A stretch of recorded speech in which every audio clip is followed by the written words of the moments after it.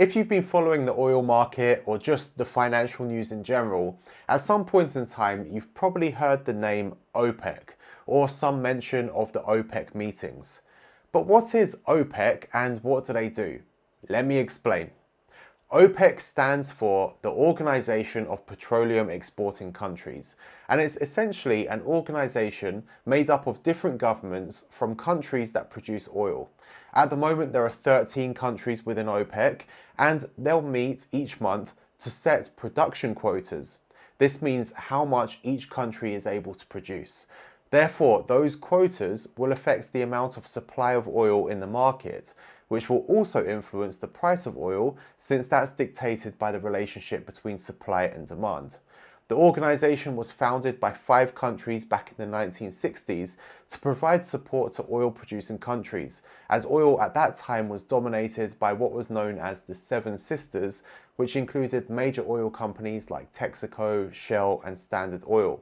Over the years, OPEC's influence has increased, and today their mission is to ensure the stabilization of oil markets in order to secure an efficient, economic and regular supply of petroleum to consumers, a steady income to producers, and a fair return on capital for those investing in the petroleum industry.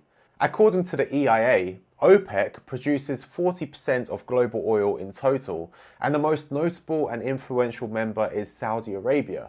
They're by far the biggest producer of oil in the group, controlling 10% of global production just on their own. So when Saudi Arabia makes statements or comments on oil markets, oil traders tend to listen, which can cause some of the big movements that we see in the price.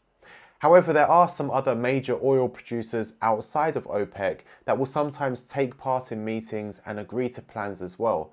That extended group is known as OPEC Plus. The main outsider in this group is Russia. Like Saudi Arabia, Russia also produces around 10% of global supply. So Russia and Saudi Arabia working together can have a massive influence over prices and the industry.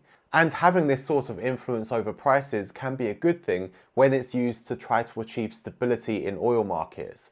For example, if a country for whatever reason can't maintain their production levels, OPEC can step in to help counter the potentially rising prices, which could otherwise be harmful for things like economic growth. On the flip side, they can also reduce output to combat low prices, which could ultimately bankrupt businesses or even an entire economy. Now, this is what we saw at the beginning of the pandemic. Oil prices dropped to record lows, and OPEC Plus managed to agree historic production cuts to stabilize that whole situation. It also meant that as demand picked back up, they could control the amount of supply coming back to the market to avoid sending oil prices into a downward spiral again. However, having so much control over oil prices also means that if they want to, they could maintain high prices to maximize profitability or even drive prices down to force out the competition and gain even more market share. But their ability to maintain high prices has come under pressure, particularly in the last decade, as new technology such as fracking has allowed the US to become even more energy independent and has helped keep prices lower than the late 2000s and early 2010s when US production was near the lowest in 50 years. Still, OPEC is likely to remain a driving force behind oil prices for the foreseeable future, particularly if they remain close allies with Russia.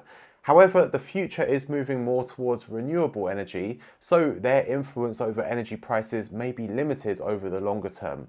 It's going to be a delicate balance for OPEC now over the coming years. High prices is only going to speed up that transition to renewables.